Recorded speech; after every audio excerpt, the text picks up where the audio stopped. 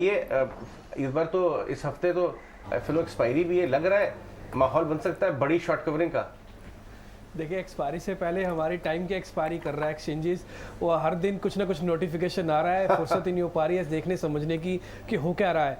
खैर, मैं पहले जरा जो नोटिफिकेशंस आए हैं उसके बारे में आपके जिक्र कर देता हूँ, उसके बाद फिर हम सीधा डेरिवेटिव एक्सपायरी के डाटा पे आ जाएंगे। लेकिन पहले अगर आप देखें एसटीटी का जो फैसला हुआ है, बहुत कन्फ्यूजन हुई थी, असल में टाइपिंग मिस्टेक हो गई थी एक ब्यूरोक्रेट्स की तरफ से, तो इसलिए वहाँ पे उसको ठीक कर दिया गया। लेकिन ये 5,000 से अब 6250 आपका एसटीटी लगेगा 1 करोड़ रुपए के ऊपर, ये अब कंफर्म हो चुका है।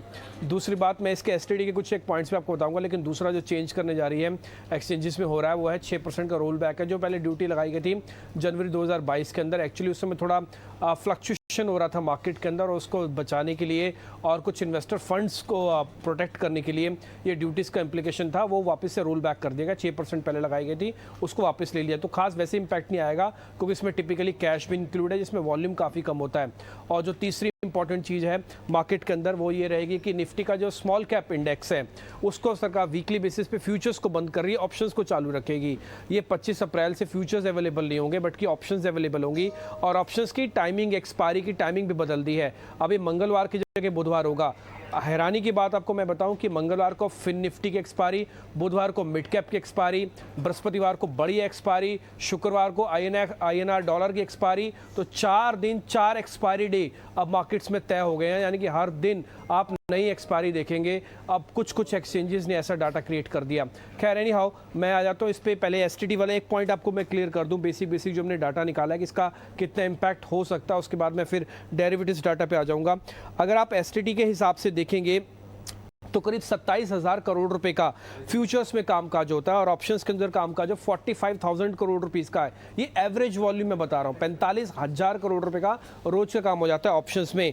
और अगर आप एफआईज का भी कामकाज देखेंगे ना, तो ऑन एन एवरेज उनका भी 50,000 करोड़ रुपए के आसपास का टर्नओवर घूम जाता है, प्लस माइनस करने के बाद भी। तो इससे फायदा क्या होगा, इससे नुकसान क्या होगा? इससे नुकसान ये होने वाला है कि जो हाई वॉल्यूम ट्रेडर्स काम करते हैं खासकर ऑप्शंस में, उनको बहुत बड़ा इंपैक्ट पड़ने वाला है, क्योंकि 1250 रुपए बढ़ रहे हैं पर करोड़ रुपए के ऊपर। और कई बार तो एक छोटे छोटे क्लाइंट्स का भी टारगेट या टर्नओवर एक है 50 करोड़ भी हो जाता है, तो आप इसी से अंदाजा लगा लीजिए 12 से 15,000 रुपए का रोज का आपका एक नुकसान बढ़ सकता है एसटीटी के तौर पर। और दूसरा क्या है कि जो टिपिकली रिटेलर अब इसमें आ गया है, क्योंकि पहले सिर्फ इंस्टीट्यूशंस का काम होता था, अब रिटेलर भी इसके अंदर काफ़ी है, तो रिटेलर्स को भी एसटीटी की मार इस बार देखने को पड़ सकती है। एक इंपॉर्टेंट चीज़ है, काफ़ी जगह ये चर्चा चल रही है कि जो बियर्स हैं वो थोड़ा वॉल्यूम कम कर देंगे। ऐसा कुछ नहीं है, बियर्स वॉल्यूम इसलिए कम नहीं करेंगे क्योंकि वो पहले भी पूरा मार्जिन्स देते थे, प्रीमियम नहीं देते थे, पूरा मार्जिन्स देते थे, वो शॉर्ट करते थे। इंस्टीट्यूशंस का काफ़ी पैसा है, लिक्विडिटी की कोई दिक्कत नहीं है, इसलिए ये कह देना कि इस समय मार्केट के अंदर ये एसटीटी बढ़ गया तो इसमें बाइंग सेलिंग रुक जाएगी, ये ऐसा नहीं है। ऐसा इसका कोई भी कोरिलेशन नहीं है। हाँ, थोड़ा बहुत इंपैक्ट जरूर पड़ेगा बट एज सच कोई कोरिलेशन इसके अंदर नहीं है।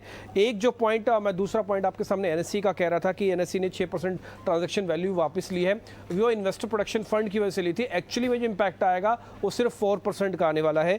और लास्ट में डू नॉट एक्सरसाइज भी शुरू होने वाली है, इस चीज़ का भी ध्यान रखिएगा। अगर आपने 3.5 तक सौदा नहीं काटा तो एक्सचेंजेस आपसे फिर कैश डिलीवरी या फ्यूचर डिलीवरी से एडजस्टमेंट आपकी करवा देगा, इसलिए ये बात का ध्यान रखें। अब एफ&ओ के अंदर पढ़ लिख के समझ के ही आए, नहीं तो फिर खतरनाक हो जाएगा इस समय कामकाज करना। और जैसे मैंने आपको बताया, मंगलवार से शुक्रवार तक तैयारी कीजिए, हर रोज एक्सपायरी की कुछ एक्सचेंजेस ने डाटा ये कर दिया है। एब्सोल्युटली डिम्पी, आपका बहुत शुक्रिया। इनफैक्ट एफएनओ डेटा के अलावा भी ढेर सारे चेंजेस, ढेर सारे इम्प्लीकेशंस थे जो कि फ्राइडे सेशन से हम देख रहे थे। एसटीटी को लेकर जो कंफ्यूजन थी उस पर वित्त मंत्रालय की तरफ से सफाई भी आ गई। ऑप्शंस बिक्री पर अब एसटीटी भी है जो 25% बढ़ने की खबर आई, और साथ ही एनएससी ने जो ट्रांजैक्शन चार्ज एफएनओ ट्रेड पर रोल बैक किया है, इस पर भी विस्तार से आगे और बातचीत होगी। और ये सारे के सारे इम्प्लीकेशंस जो हैं हाई वॉल्यूम ट्रेडर्स को इम्पैक्ट कर सकते हैं। चलिए आगे बढ़ते हैं।